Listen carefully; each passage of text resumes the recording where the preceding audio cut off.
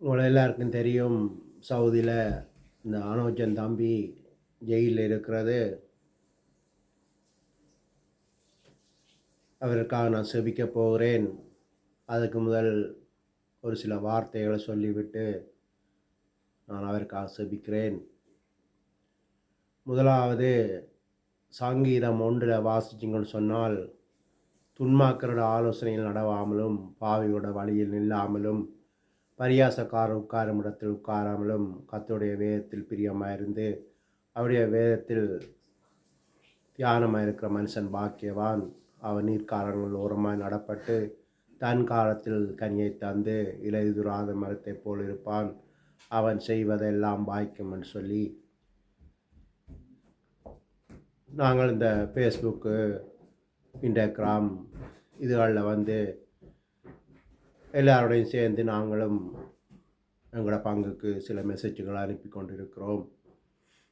எல்லாற்ற ஆலோசனையும் நாங்கள் கேட்கக்கூடாது. நாங்கள் சிந்தித்து என்னத்துக்கு பதில் போடணும், என்னத்துக்கு போடக்கூடாதுன்னு சொல்லி நாங்கள் அறிந்திருக்க வேண்டும். இப்போது அந்த அனுஜன் தம்பியோட வீடியோவை டிக்டாக்கில் தட்டு பார்க்கும்போது,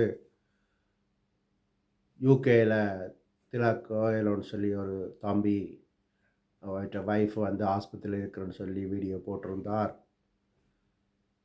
அதுக்கு எத்தனையோ ஆயிரம் சனங்கள் லைக் பண்ணியிருக்கிறார்கள். ஒய்ஃபு ஆஸ்பத்திரியில் இருக்கன்னு போட்டதுக்கு லைக் பண்ணி நிறைய பேர் லைக் பண்ணியிருக்கிறாங்க. இப்போ நாங்கள் எதுக்கு லைக் பண்ணணும், எதுக்கு லைக் பண்ணணும்னு தெரியாமல் இதில் செய்து கொண்டிருக்கிறோம். அடுத்ததாக, இந்த அனோஜன் தம்பி அவர் தான் செய்த காரியத்துக்கு அறிந்தோ அறியாமல் செய்துட்டேன், என்னை மன்னிங்கள்னு சொல்லி மன்னிப்பு கேட்டுட்டார்.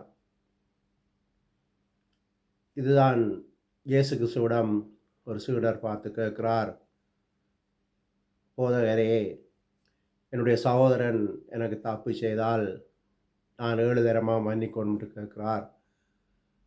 அதுக்கு இயேசு சொல்கிறார், 7 70 தரம்னு சொல்லி 7 70 பெருக்க சொல்கிறார். அப்போ 490 பெருக்கினால் 7 70 பெருக்கினால் 490 அவருடைய அந்த கணக்கு வருது. அப்படி நாங்கள் மன்னிக்கிறது எத்தனை தடவை வேண்டுமென்றாலும் மன்னிக்கலாம். அப்போ தெரியாமல் செய்தேன்னு சொல்லி நாங்கள் மன்னிப்பு கேட்கும்போது மன்னிக்க வேண்டும். இந்த சவுதி அரசாங்கம் இவரை மன்னிக்குமோ என்று தெரியாது. இப்போது நான் அவருக்காக செபிக்கப் போகிறேன். எங்களுடைய இயேசு கிறிஸ்து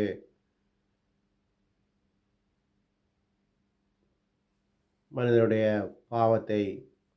மனிதனை பாவத்திலிருந்து மீட்கவும் சாபத்திலிருந்து மீட்கவும் தான் எங்கள் இயேசு கிறிஸ்து வந்தார் இந்த உலகத்துக்கு. அவரிடம் நாங்கள் எங்கள் பாவங்களை மன்னிங்கள்னு சொல்லி கேட்கும்போது அவர் மன்னிப்பார். இப்போது நான் அவருக்காக செபிக்கப் போகிறேன்.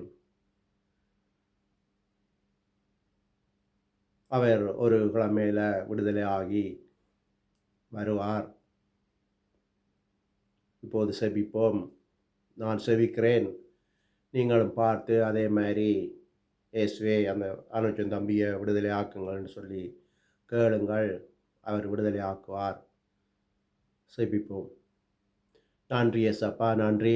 இன்றைய நாளுக்காக நன்றி அப்பா. ஏசப்பா, இந்த அனுஜன் தம்பி தெரிந்தோ தெரியாமலோ இந்த தவறை செய்து விட்டார். இவருடைய பாவங்களை மன்னிங்கப்பா. இவரை விடுதலை ஆக்குங்கப்பா. மனிதனுடைய பாவத்துக்காக மனிதனை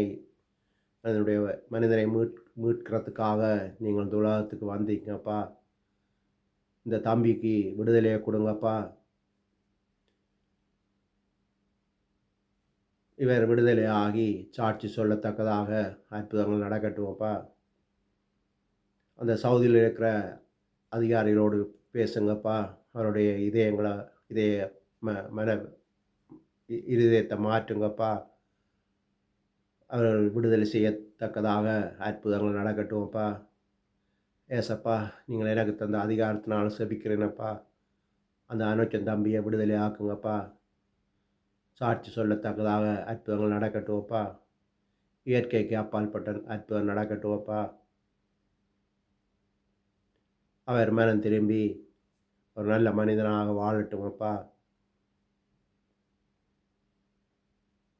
விடுதலை ஆக்குங்கப்பா. உதவி செய்யுங்கப்பா.